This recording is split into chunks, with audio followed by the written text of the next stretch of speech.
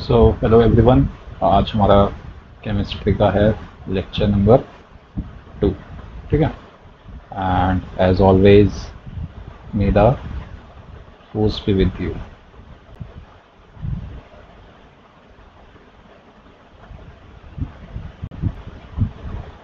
तो आज हम लोग करने वाले हैं अबाउट मिक्सचर।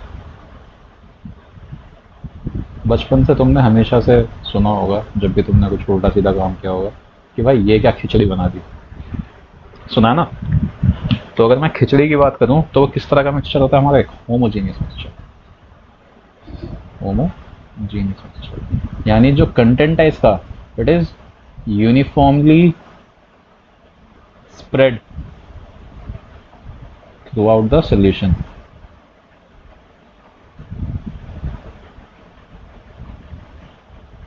और दूसरा होता है हमारा हेट्रोजीनियस मिक्सचर, जो इसी का ऑपोजिट हो जाता है। क्या? It is non uniform. तो सबसे पहले दो टर्म्स आते हैं हमारे। एक आता है सल्यूट, एक आता है हमारा सॉल्वेंट। भैया मान लो तुम्हें बनाना है नींबू पानी। ठीक है, ये रहा ग्लास, मस्त मस्त नींबू पानी तुम्हें पीना है।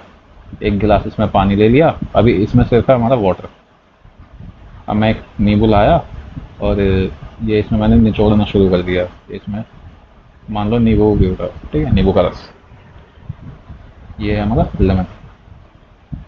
तो वाटर जो है ना हमारा, ये क्या है? सॉल्वेंट, जिसके अंदर मैंने कुछ मिलाया है। और लेमन क्या है? मेरा सोल्यूट, जिसे मैंने मिलाया है अपने सॉल्वेंट में। ठीक है ना? तो ये दो हमारे टर्म्स होते हैं। एंड सोल्यूट और सॉल्वेंट दोनों मिलके हमारा बनाते हैं सॉल्यूशन, या जो हमारा मिक्सचर है। दोनों चीज़ें मिलके बनाती हैं हमारा सॉल्यूशन या मिक्सचर।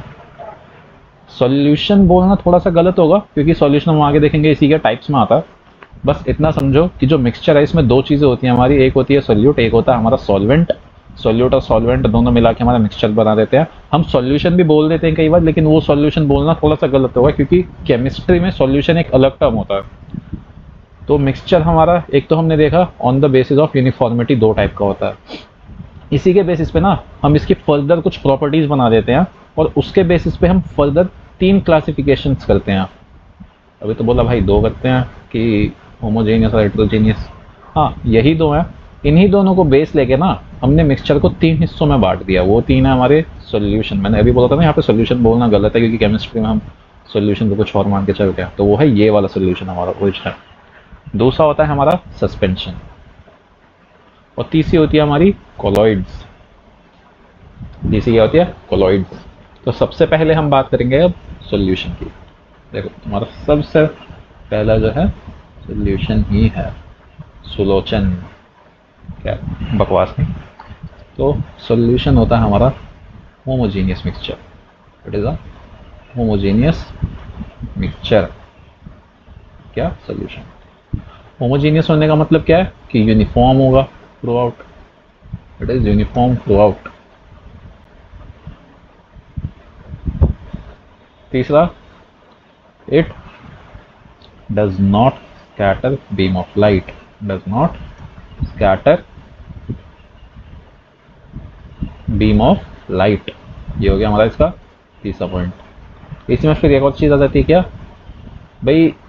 अगर तुमने खिचड़ी बनाई है तुम्हारे घर पे, मान लो, तुम तो खैर नहीं बनाते हो खाना, तुम्हारी मम्मी ने तुम्हारे लिए खिचड़ी बनाई बहुत प्यार से। अब मैं तुमसे कहूँ उसमें से दाल अलग कर दो, चावल अलग कर दो, क्या तुम कर सकते हो? नहीं कर सकते ना। तो they can not be separated by any physical means. हमें कोई ना कोई केमिकल प्रोसेस ही लगाना पड़ेगा। Can't be separated by physical means. अच्छा, फिजिकल मीन्स का क्या मतलब है? कि मैं हाथ से छांटने लग जाऊं ना? क्या मैं ऐसा कर सकता हूँ? नहीं कर सकता, सीधी सी बात है। तो ये तो हो गया हमारा सबसे पहला तरह का mixture, which is a solution. दूसरा आता है हमारा सस्पेंशन। अच्छा, अब इसका हमारा एग्जाम्पल क्या हो जाएगा? इसका एग्जाम्पल हमारा होता है टिंचर ऑफ आयोडीन।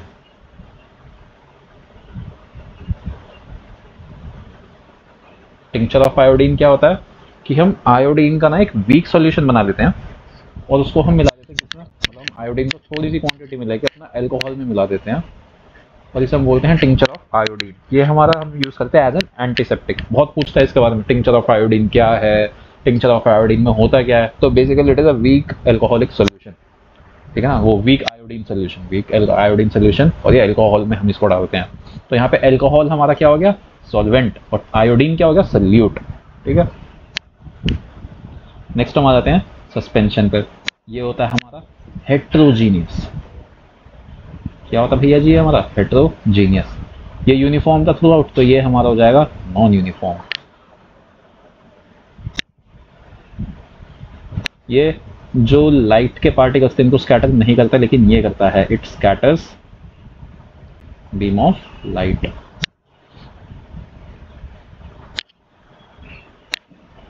चौथा, इसमें हम सेपरेट नहीं कर सकते, लेकिन इसमें हम कर सकते हैं, can particles can be separated by physical means.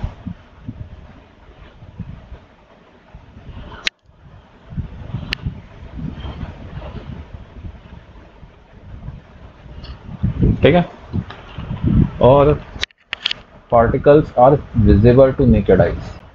ये चीज़ मैं वहाँ लिखवानी भूल गया, यहाँ लिख लो, particles are visible to naked eyes. और इसके साथ लिख लो यहाँ पे एक फिफ्थ पॉइंट, क्या, particles not visible to naked eyes. Particles are not visible to naked eyes, इस पॉइंट इसमें ऐड कर लेना हमारे सोल्यूशन में। क्या है, ढंग से चल, हाँ ठीक है। तो हमारे ये दो हो गए। अब इसी में एक और आता है हमारा, जो कि आता है हमारा कोलॉइड। कोलॉइड क्या होता है भैया जी, कोलॉइड देखो कुछ नहीं होता, ये हमारा सोल्यूशन से भी थोड़ी सी प्रॉपर्टीज़ लेगा और इस सस्पेंशन से भी प्रॉपर्टीज़ लेगा। तो ये दोनों का ना एक थोड़ा सा मिक्सा बनाता है। वो मिक्स हमारा कैसा है, सबसे पहला पॉइंट इसमें आता है कि ये हमारे जो पार्टिकल्स, सबसे पहले हम देखते हैं कि ये हेट्रोजीनियस ही होगा। हेट्रोजीनियस हमारा ऊपर कौन सा था, सस्पेंशन। अच्छा, सस्पेंशन के जो पार्टिकल्स थे वो तो हमारे विजिबल थे नेकेड आइज को, हमने बोला, तो हेट्रोजीनियस में इसके भी होने चाहिए। तो इसका आंसर है नहीं, particles are not visible to naked eyes. मैंने बोला ये दोनों का हाइब्रिड है, ठीक है। तो particles are not visible to naked eyes. तीसरा इसमें क्या होता है, तीसरा हम इसमें बोलते हैं कि it will scatter the beam of light.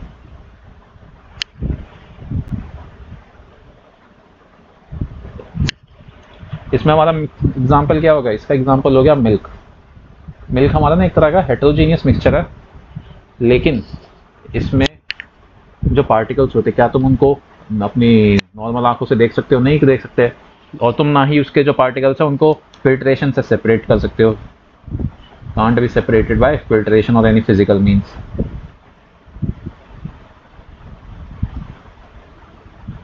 तो इसमें दो प्रॉपर्टी लिंक किससे, सस्पेंशन से, दो प्रॉपर्टीज लिंक किससे, सॉल्यूशन से। हेट्रोजीनियस है और स्कैटर करेगा, ये दोनों हमारी सस्पेंशन की प्रॉपर्टीज हैं। Particles not visible to naked eyes and can't be separated by physical means, ये दोनों हमारी सॉल्यूशन की प्रॉपर्टीज है। तो दो दो प्रॉपर्टीज इसने हमारी दोनों से ले ली, बस यही है हमारा इसके अंदर। अब कोलॉइड में ना हमारी बहुत सारी चीज़ें आ जाती हैं, एक बहुत बड़ा टेबल बनाना पड़ेगा हमें कोलॉइड्स का। वो कोलॉइड्स का टेबल हमारा कैसे बनता है भैया जी, ये बस रट लेना कोलॉइड का मैं जो यहाँ पे टेबल बनवा रहा हूँ। सबसे पहले आता है हमारा लिक्विड इन गैस। हमारा गैस में हमने लिक्विड मिला दिया, तो इसे हम बोलते हैं एरोसोल।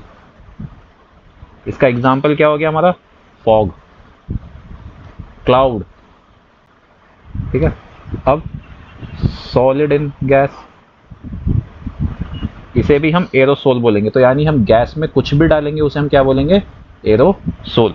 सॉलिड इन गैस है तो स्मोक हो गया हमारा, एग्जॉस्ट की जो गैसेस होती हैं हमारी वो हो गई। अब तीसरा आता है हमारा फिर गैस इन लिक्विड। मान लो कोई गैस है, उसको हमने लिक्विड में मिक्स कर दिया, गैस इन लिक्विड, तो वो हमारा क्या बनाती है, फोम। शेविंग फोम तुम में से कई लोग यूज़ करते होगे ना, तो वो यही होती है हमारी शेविंग फोम। फिर चौथा आता है हमारा gas in liquid, liquid in liquid, इसे कैसे बोल देंगे हम? लिक्विड इन लिक्विड को हम बोलते हैं इमल्शन। क्या बोलते हैं? इमल्शन। इसका एग्जांपल होता है हमारा मिल्क। फिर इसी में हमारा एक और आता है सॉलिड इन लिक्विड।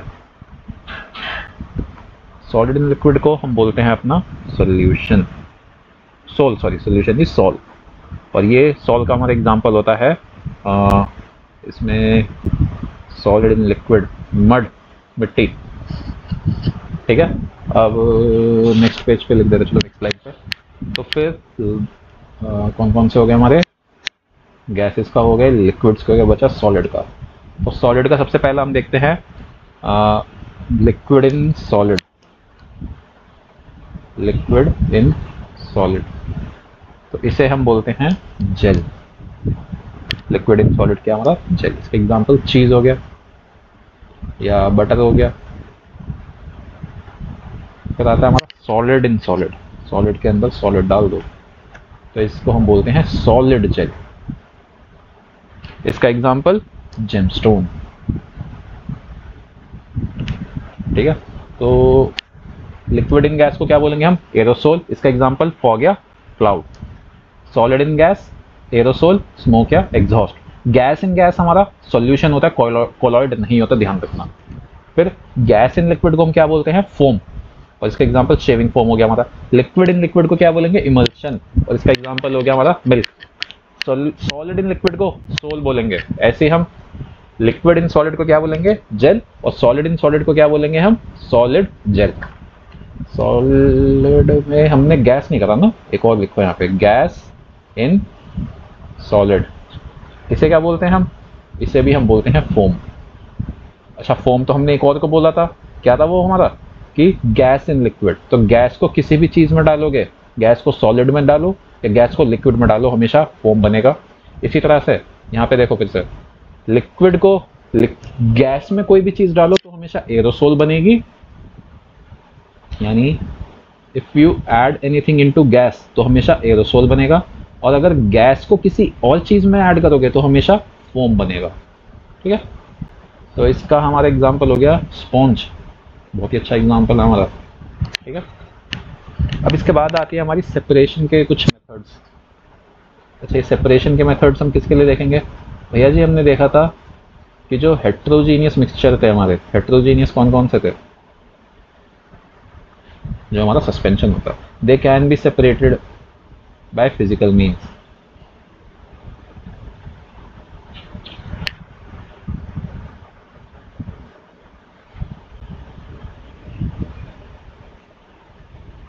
तो यहाँ पे तो हमें सेपरेशन की ज़्यादा मेथड्स चाहिए ही नहीं। प्रॉब्लम हमें किसके साथ हो रही थी? होमोजीनियस के साथ। किसके साथ? होमोजीनियस के साथ। तो हम होमोजीनियस के लिए टेक्निक्स पढ़ेंगे कि इसमें हम सेपरेशन कैसे परफॉर्म कर सकते हैं, क्योंकि यहाँ पे हमारे फिजिकल मेथड्स जो है ना फेल हो जाते हैं। ठीक है, तो सबसे पहले मेथड्स के बारे में हमें सिर्फ एक ओवरव्यू देखना है कि हम उन्हें किस चीज़ में अप्लाई करते हैं। प्रोसेस हमें समझने की जरूरत नहीं है, वो सिर्फ एनसीईआरटी वाले बच्चों के लिए पूछा जाता है। हमें ऊपर ऊपर से बस कॉन्सेप्ट समझना है कि होता क्या है। इससे क्वेश्चन पूछे भी नहीं जाते, तो इसके बारे में इतना कुछ जोर मत देना। ठीक है, सबसे पहला आता है हमारा सेंट्रीफ्यूगेशन। तो मैं बता रहा हूँ, सुन लेना ध्यान से, लिखना मत इसके बारे में ज़्यादा ध्यान से, लेकिन सुन लेना कि होता क्या है। सेंट्रीफ्यूगेशन हम करते हैं जब भी हमारा ब्लड टेस्ट होना होता है या यूरिन टेस्ट होता है किसी भी तरह का। या मान लो घर में देखा कई बार कि सबकी तो नहीं, पर तुम में से कुछ लोगों की मम्मी क्या करती होंगी, दूध में से मलाई फेंटती होंगी, तो वो भी हमारे एक तरह का सेंट्रीफ्यूगेशन होता है। सबके घरों में ज़्यादातर वॉशिंग मशीन होगी, तुम में से जो शहर में वाले बच्चे हैं, गाँव वाले लोग शायद ना हो, लेकिन शहर वालों में होगी। जो वॉशिंग मशीन है हमारी, वो भी सेंट्रीफ्यूगेशन पे ही काम करती है। ठीक है, फिर दूसरा इसमें हमारा मेथड आता है सब्लिमेशन। क्या था दूसरा मेथड हमारा? सब्लिमेशन। तो सब्लिमेशन होता है जहां पे सॉलिड्स जो है ना हमारे सीधे सीधे गैसेस में कन्वर्ट कर जाएं। याद करो, हमने मैटर वाले उसमें एक चीज देखी थी कि जब हमारा सॉलिड डायरेक्टली चेंज कर जाए इनटू अ गैस, तो उस प्रोसेस को बोलते थे सब्लिमेशन। तो वही है हमारा फॉर्मूला सब्लिमेशन का, कि ऐसे दो सॉलिड आपस में जिनके जो बॉइलिंग पॉइंट है बहुत ज़्यादा अलग अलग हैं, तो उसमें हम यूज़ करते हैं सब्लिमेशन का। जैसे हमारी कैम्फर बॉल्स हैं, बहुत रूम टेम्परेचर पे ही वो हवा में हमारी इवेपोरेट करती रहती है गैसेस में। अमोनियम क्लोराइड हो गया। फिर हमारा आता है क्रोमेटोग्राफी थर्ड नंबर पे। क्या? क्रोमेटोग्राफी। ज़्यादा इनके बारे में सोचना मत, बस जो मैं बता रहा हूँ वो चीज़ ध्यान से सुन लेना। क्रोमेटोग्राफी हम करते हैं जहाँ पे भी पिगमेंट्स इन्वॉल्व होते हैं, किसके? कलर्स के। We use it wherever pigments of colours are involve. जैसे जो हमारी डाई होती हैं जो हम बालों में लगाते हैं, उसमें क्रोमेटोग्राफी का हम यूज़ कर सकते हैं क्योंकि उनमें पिगमेंट्स होते हैं कलर के। फिर आता है हमारा डिस्टिलेशन। डिस्टिलेशन में बस ये चीज़ ध्यान रखना, it is used for two miscible liquids जो आपस में घुल जाएं, ठीक है। और फिर आता है हमारा, इसी का ये एक एंटोनिम होता है हमारा, सेपरेटिंग फनल।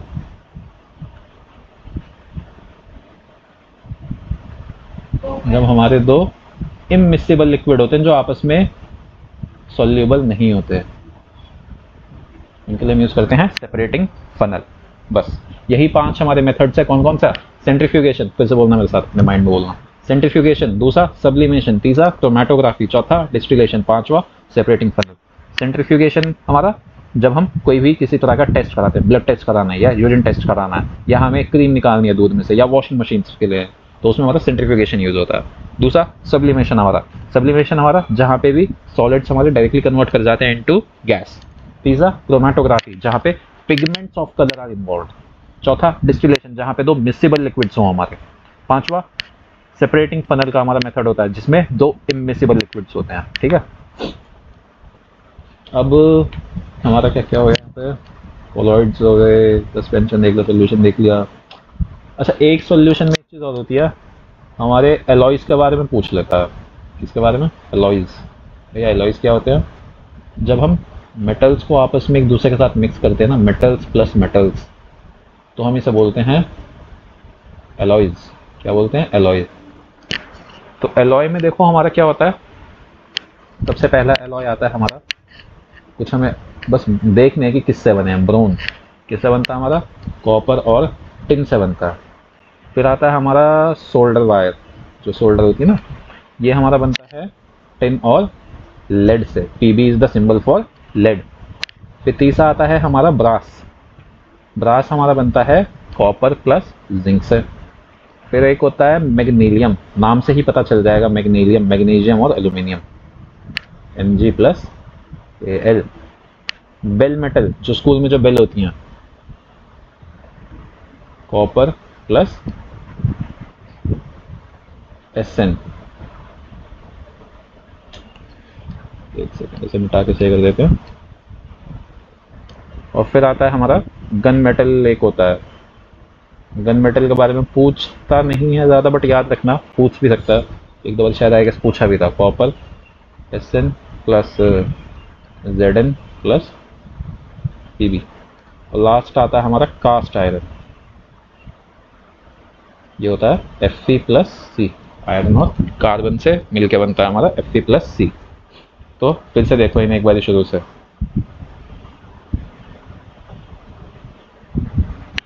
तो सबसे पहला आता है हमारा ब्रोंज, जो कि किससे बना है हमारा? कॉपर और टिन से। क्या? ब्रोंज कॉपर और टिन से बनता है।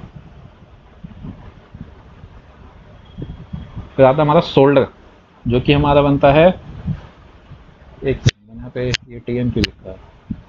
टिन का होता है हमारा Sn। क्या होता है? Sn। इसे मिटा के सही कर लो, मतलब से वेज होता है, क्या लिख दिया। तो कॉपर और टिन से बनता है हमारा ब्रोंज। फिर सोल्डर बनता है हमारा टिन और लेड से। कॉपर ब्रास बनता है हमारा कॉपर और जिंक से। मैग्नीशियम बनता है हमारा मैग्नीशियम और एल्यूमिनियम से। बेल मेटल कॉपर और टिन से। तुम कहोगे ये ब्रोंज और बेल मेटल दोनों तो सेम है, लेकिन कॉम्पोजिशन जब हम बनाते हैं ना परसेंटेज वाइज, तो इनका मिक्सचर अलग होता है। इसमें अलग क्वांटिटी में कॉपर होता है, इसमें अलग क्वांटिटी में होता है, इसमें अलग क्वांटिटी में टिन होता है, इसमें अलग क्वांटिटी में होता है। गन मेटल में कॉपर, टिन, जिंक और लेड सभी का यूज कर देता है। और कास्ट आयरन, जो कि हमारा मेटल इंडस्ट्रियल पर्पज के लिए यूज होता है, इसमें आयरन और कार्बन होता है। बस यही चीज़ें हमारी, बाकी ज़्यादा कुछ है नहीं इसके अलावा। तो यही है। अ,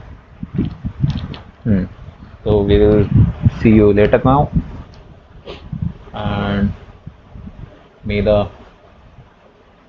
फोर्स बी विद यू। और देखो एक चीज़ ध्यान रखना, कंटेंट ज़्यादा करो ना करो, उसको रिवाइज ज़्यादा करना है, ठीक है।